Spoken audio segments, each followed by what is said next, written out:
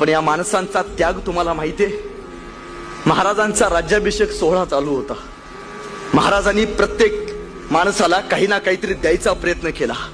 ज्याची त्याची पराक्रमाची शौर्याची गाथा ऐकून ज्याला त्याला महाराजांनी बक्षीस दिलं. खर तर ज्यावेळी सिंहासन एक एक पायरी चढत होते त्यावेळी पहिली पायरी चढलेली महाराजांना भरज नायकांचा प्रताप आठवला, तानाजी मालुसरे आठवले, बाजीप्रभू आठवले. महाराज सिंहासनावरती बसले, प्रत्येकाला काही ना काहीतरी देत होते. कोपऱ्यात एक माणूस उभारला होता.